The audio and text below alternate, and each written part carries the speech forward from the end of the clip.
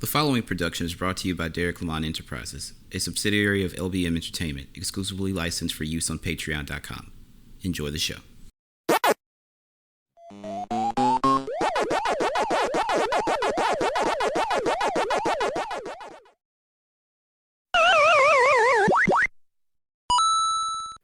Welcome back to Patreon.com/The Derrick Lamon Experience, your one-stop shop for your gaming news. I want to let you guys know really quickly before we get started. This is the penultimate episode of the year. There will be another episode next week recapping the gaming awards, and then that is it.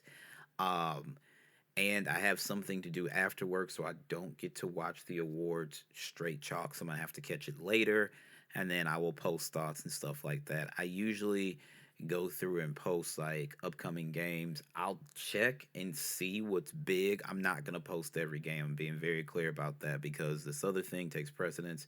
It's family first. So this is the penultimate episode. Next week's episode, I will recap the game awards, and then the week in gaming will go dark, and then college football weekly will return once major bowl season's going to start. So I'm not going to recap a bunch of the smaller bowls. I will come back to talk about the New Year's Six bowl games and stuff like that. Some of the content for next year for Patreon exclusive stuff is already recorded, but there will be a break from the free feeds and the week in gaming, college football weekly. If there is some huge gaming news that drops, then I will come back and do like a little short episode or something like that. We're expected to get the Grand Theft Auto 6 trailer probably at the Game Awards, so I'll probably do like a trailer breakdown or something like that for Channel 3 on YouTube if you're listening on YouTube. But other than that, yeah, I'm just gonna actually take time to rest for the holidays and spend time with family. And I have another project that I need to work on. I have my film premiere this Saturday night, so I'm just kind of burning the candle on both ends, and I'm exhausted. And I thought about pushing this episode back a little bit, a day or so. Then I was like, no, let me go ahead and do this now while I've got momentum built up. So I'm tired. I'm just letting you guys know, though, this is the penultimate episode of the Week in Gaming. If any huge news comes out, then of course I will address it. Probably a blog post or something like that, or YouTube, but I'm not going to go deep into everything because I want this break, and I think I frankly earned it. So let's go ahead and get into the gaming news now. Of course, this is all taking place before the Gaming Awards. We're expected to get a lot of stuff next week. But anyway, first of all, Dragon's Dogma 2 is officially launching March 21st of 2024. Capcom did confirm this, so those who have been waiting on Dragon's Dogma 2, you guys are going to get that within the first quarter. That's March 21st. I think that's technically the first day of spring or something like that. I don't know. It doesn't matter. But yeah, I know a lot of people have been really, really amped for this game. I'm not going to lie. It's not something I'm looking forward to playing, but I know a lot of my friends and a lot of people online are looking forward to it. So happy for you guys. I don't know where I'll be in Final Fantasy VII Rebirth at this point because we know that's coming at the end of February. So we'll see. But shout out to everybody who's ready for Dragon's Dogma 2 because I know you guys are super amped. In the rumor leak mill, not leak mill, sounds like Meek Mill. Wonder Woman. We've got a little bit, apparently, take this with a grain of salt. This is a rumor. This has not been confirmed. Grain of salt. Currently running at 30 FPS, possible 60 frames per second performance mode. The visuals are better than Gotham Knights. Enemy mobs, mini bosses, regular boss, chest and loot drops for gear and stats. Invisible jet for fast travel. Jumping, leaping, and fast dashing looks like a good version of Crackdown. Lariat works like Spider-Man's webs to wrap around and slam people. The chest and loot drops. Remember when they said it wasn't like, everybody's like, this sounds like a live service game when they put out that job posting. And they're like, no, it's still going to be single player narrative. It feels like there's going to be some sort of battle pass or online or whatever, or like some quest or something like that, because they're talking chests and loot drops for gears and stats. This feels like it has something to do with that job posting, and it does feel very online-ish. I'm not gonna lie. They can say it's not. it very well could be a single player game. It very well could be. However, it just kind of feels away, doesn't it? Like, am I wrong there? Um, I guess we'll have to wait and hear more. But again, also, like I said, take this with a grain of salt. This has not been confirmed. These are just rumors. They're not official leaks. They are rumors at this point. Until they're confirmed, we're going to treat them as rumors. In other news, Sony Interactive Entertainment and South Korean MMO developer NC Soft have signed a strategic partnership deal. Quote, partnering with NC Soft advances our strategy to expand beyond console and broaden PlayStation's reach to a wider audience. Jim Ryan. Um, hmm. Don't know what to make of this. I'm not a big MMO person, so this doesn't really hit at my doorstep. But to some people, who are really, really into this stuff, kudos to you. I hope you guys get something good out of this. Um, I just don't know. It's weird. I know that he's still the guy in charge until he officially steps down, but it's like it's weird to see Jim Ryan making announcements like this, considering I don't know what exactly happened behind those boardroom doors and those conference calls and things like that at Sony. Pushing 12 live service games always sounded like a bad idea to me. And because they made essentially damn near 80s and 90% of PlayStation Studios work, whoever wasn't working on something that we know is coming, made them do this, we have no roadmap for what's coming for PlayStation over the next few years. Like, other than Wolverine coming in 2025 is what we're now being told, we have no roadmap. Marathon, Helldivers, all this stuff, a bunch of third party stuff for sure, but we don't know when the next Sucker Punch game is coming, or where the next Sony Ben game is coming, or what Blue Point is working on, or what Naughty Dog is working on. We just don't know. And the crazy thing is, like I said, they acquired Bungie to kind of come through and come in and oversee these projects, and then Bungie tells them, "Hey, this Naughty Dog thing looks cool, but long term viability there isn't any." And then to find out Bungie missed their revenue target by 45% and had to lay off a bunch of people, it just seems like they're going back. They're going back at PlayStation, and we thought we were going to have our socks blown off with the PlayStation 5 generation, and we haven't yet. Spider-Man 2 was fucking phenomenal. Don't get me wrong. Returnal, really good game as well. I actually like Returnal. There are some good games. And Ragnarok, good game, but technically it's a cross-gen title, right? Spider-Man Miles Morales, good game, but cross-gen title. In a world where now Call of Duty isn't really great anymore, and we're looking around for first party Sony bangers, they don't seem to be there. Then they're talking about apparently Horizon Zero Dawn is getting a remake. It's like that game came out in 2017. Oh, it'll be a PS5 remaster. Well, I mean, that makes sense considering The Last of Us 2 is getting a PlayStation 5 remaster. Now, they did add a little bit more new content to The Last of Us 2, so I'm very happy for that. And it's only going to cost me $10 since I have it on PlayStation 4, so I'm happy for that. I would like there to be new trophies, but it is what it is. But because they went on this live service thing, we don't know what's coming from PlayStation first party. Like, we're used to getting some bangers. Like, we got, and even second party and third party, we got a lot of good stuff that was exclusive to the PlayStation last gen, and I don't know if we're gonna have that this gen. So I guess we're just gonna have to wait and see. Um, in other news, this was really, really interesting to me, and I feel that AI is going to destroy the world, but everybody tells me I'm tripping, so it is what it is. This comes from very allygaming.com. EA is working on player voice characters in games. The rundown, essentially, Electronic Arts' newly issued patent aims to enable players to make their in-game characters communicate using their own voices. The patent outlines a system that involves inputting speech content data into a synthesizer module, which generates source acoustic features representing the desired voice or style. The heart of the patent is a voice converter, which uses an acoustic feature encoder to meld the source acoustic characteristics with a target speaker embedding associated with the player, replicating the player's voice for the in-game character. This technology can generate speech audio in the player's voice, allowing the character to speak with the player's unique personal voice. It can even capture nonverbal elements of speech like tones, emotions, and emphasis. The input data for this system can take the form of text, allowing players to type the dialogue they want their character to deliver, making it a more practical and versatile approach compared to traditional methods that require extensive recorded speech data.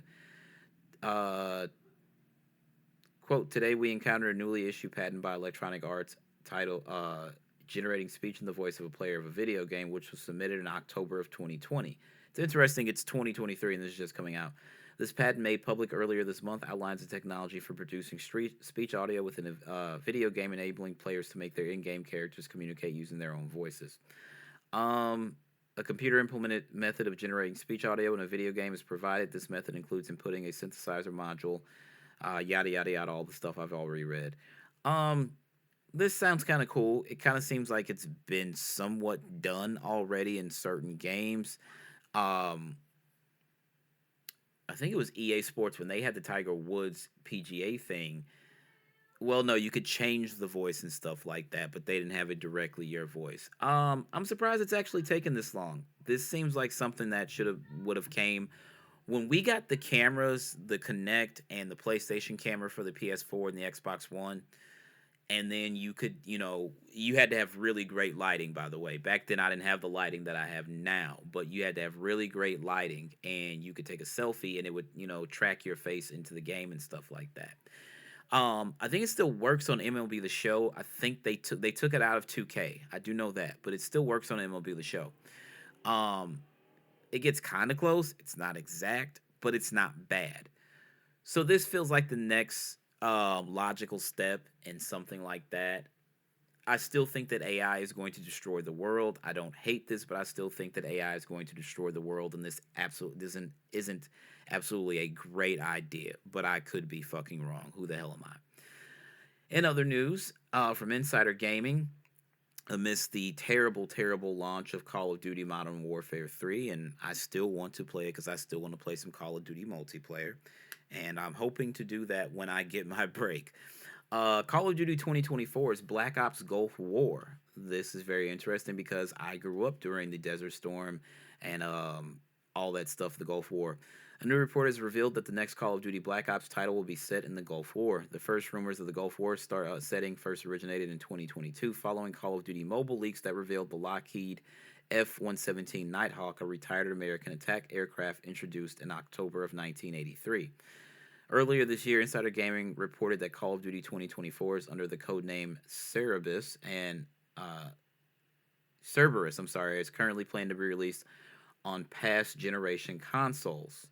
Interesting. So they're not going to move on from the PS4 and Xbox One is what they're telling us. And at this point, that would be 4 years into a new console generation. This is weird.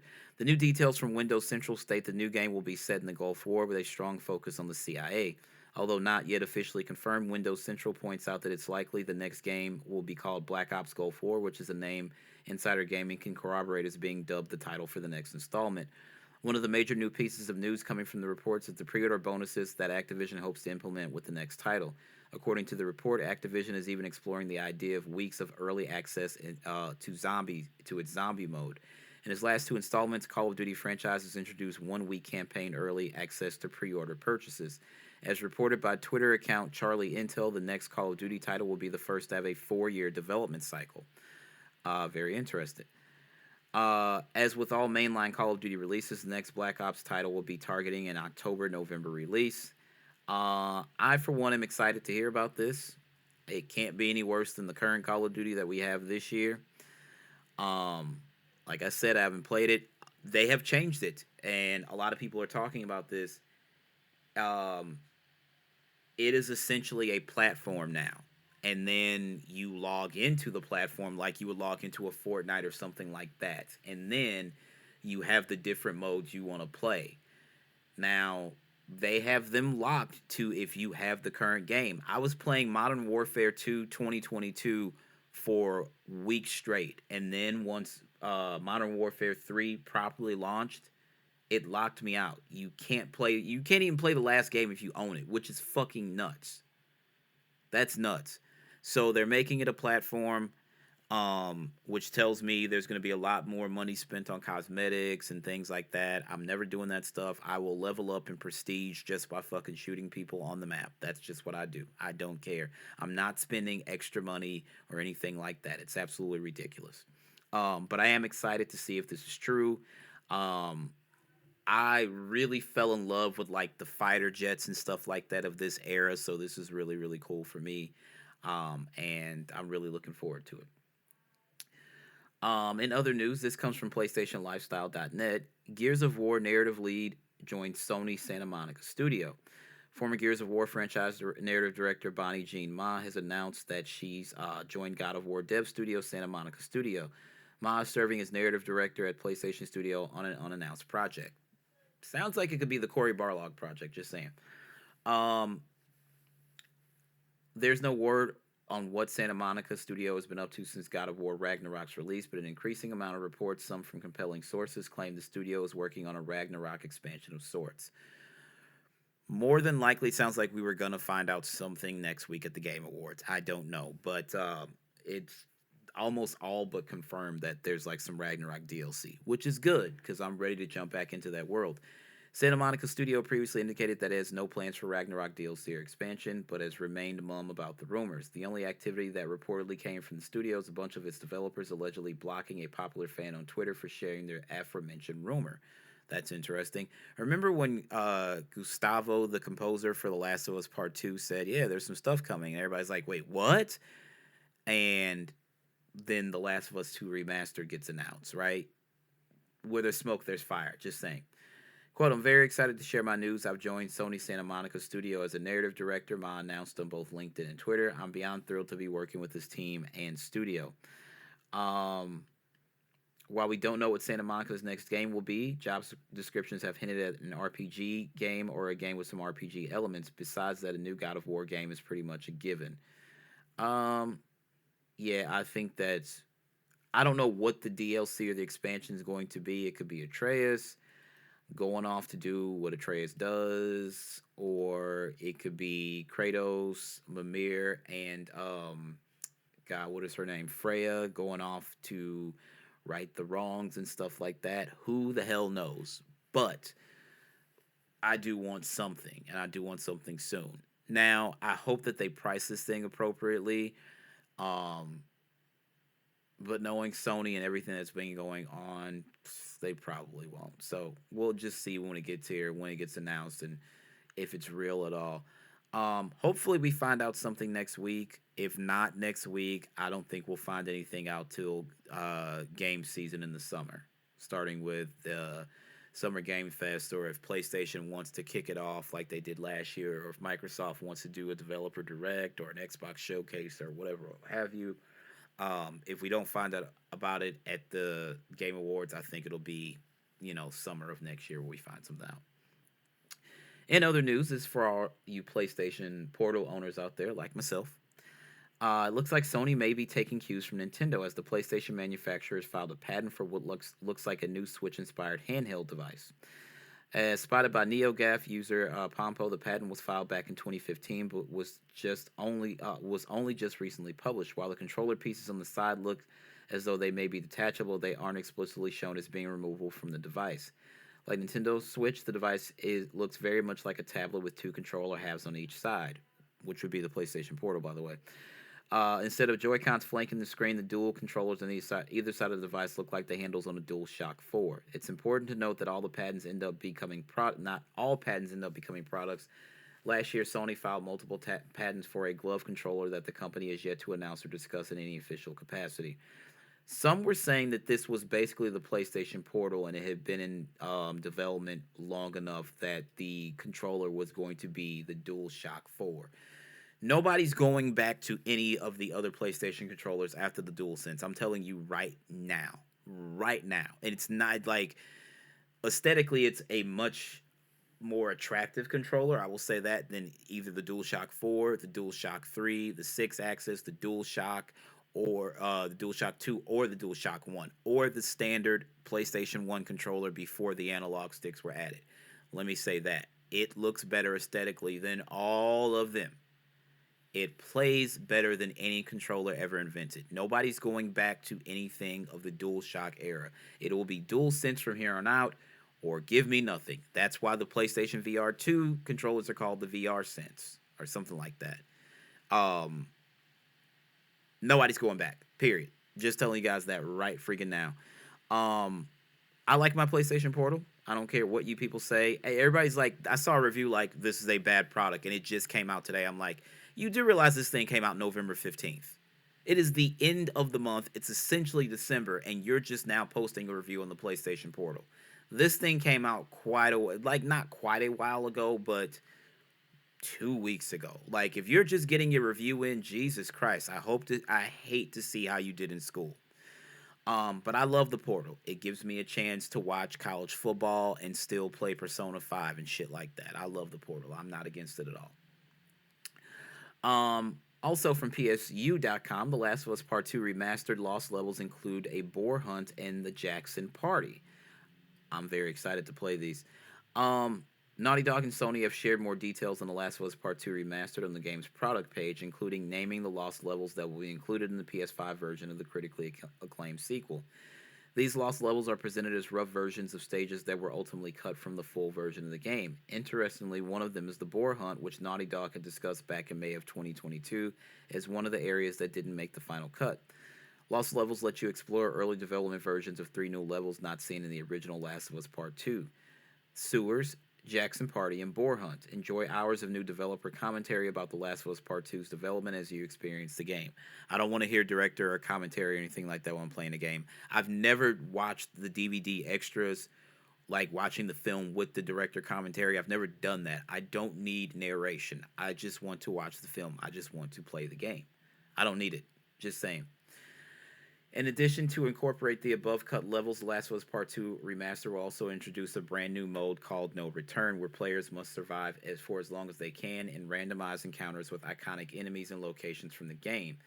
The Last of Us Part 2 Remastered is due out for PS5 on January 19th of 2024. Yeah, $10 upgrade path. Yes, I'm buying this. I don't care what you guys say. $10 is not going to make or break, especially for The Last of Us. I've said this already in this episode, and I've said it multiple places else. I really hope that they have additional trophies. That would be nice. Spider-Man Remastered added some additional trophies and stuff like that. So it would be nice if they added this. Not saying they have to do what Insomniac does, but it would be nice if they added additional trophies. That's all I'm saying. But yeah, I'm gonna play this. I don't care what you guys say. It is what it is. This was really, really interesting, and this one really threw me for a loop. This also comes from Insider Gaming. Skull and Bones release date is February of 2024. So apparently this game was not dead. Good on you, Ubisoft, but it makes me wonder again, where is Beyond Good and Evil 2? Anyway, following 6 delays, Insider Gaming has learned that Skull and Bones has finally got a release date of February 16th of 2024. Hallelujah. The information follows an official announcement from Ubisoft in October that the game has a release window for quarter 4 fiscal year 23-24. Last week, Daryl Long, who will be moving to Toronto to become the managing director, confirmed that the game will ship before the end of the fiscal year. Pre-orders for the game are currently live on the Ubisoft store, priced at $49.99. I think that's actually in euros. I'm sorry. Or is that pounds? I don't know. But Insider Gaming understands that Ubisoft also plans to release a premium version of the game. Although we've been unable to pinpoint the exact content of the premium edition apart from that already revealed cosmetics, it's understood that the players will be able to play the game on February 13th of 2024 with 3 days of early access. What in the hell? It's understood that the new premium edition will set players back another $15 to $20 or pounds or euros or whatever.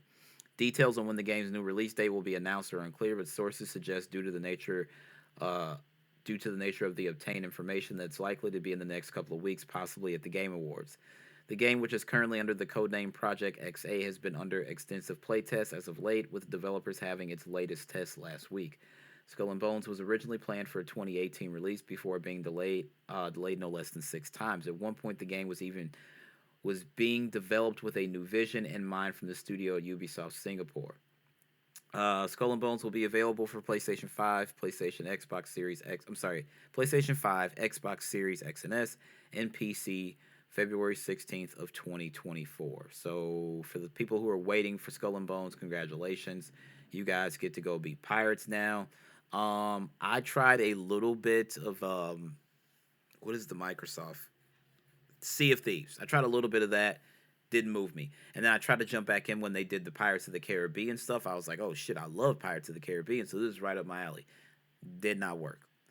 Um, Assassin's Creed Black Flag did nothing for me. So pirate games essentially just aren't for me, except when you're in Tears of the Kingdom or Breath of the Wild and you have to go fight on those fucking pirate ships. That is dope. Other than that, I could care less about any fucking pirates. But for the people who are waiting for this game, congratulations, you guys finally got it. I hope that you're feeling good, and I hope that you spend many hours playing this game, because it would be a fucking disaster if nobody played it after it was delayed 6 times and Ubisoft poured millions upon millions of dollars into this game. So play the game. If you really care, play the game. If you like pirates, play the game. If you like pirates and video games, this is definitely up your alley.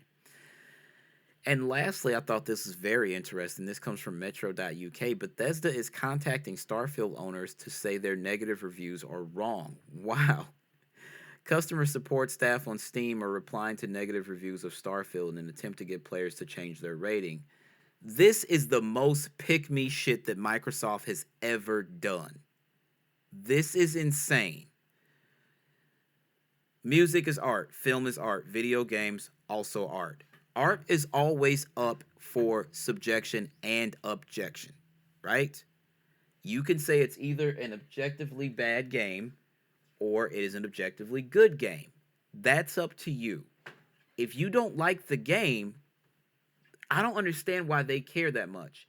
Now, they put it in Game Pass, so as long as you pay them for the month, you can play the game. There's still such thing as pure sales, where you actually buy the game. So I get that. So if you're losing players on Steam, I think that's a bit different, because that's not. Is that? I don't think it's part of game. Is it part of Game Pass PC? I'd have to check on that. But reaching out to people to say, hey, why don't you change your review for the game? This is fucking insane. After the highly successful Xbox Game Showcase in June, it looked like Starfield was set to become one of the biggest games of 2023, a Game of the Year contender before anyone ever had a chance to even play it.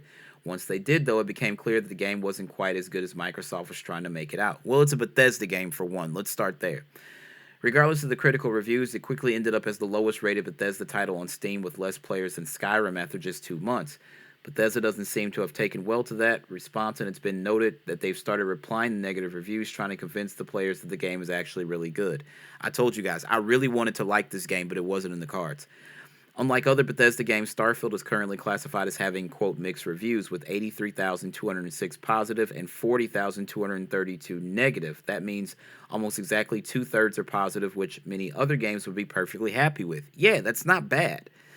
But which is clearly not what Bethesda was hoping for. The story is as generic as it gets, and the gameplay gets boring. I wish there was a reason to even bother exploring planets and building outposts. Everything is fun until you do it once, then it's all repeating. Soulless Chore reads one negative review from Steam user Dr_Sextasy. But then just 13 hours later, a message from Bethesda customer service support was added, which goes into great detail about what Dr. Sextasy may have missed. Quote, you can fly, you can shoot, you can mine, you can loot, insists Bethesda Kraken. There are so many layers to Starfield that you would find things you never knew were possible after playing for hundreds of hours. The message ends with exclamation, quote, never stop exploring, with other negative reviews having similar but not identical responses. This is nuts.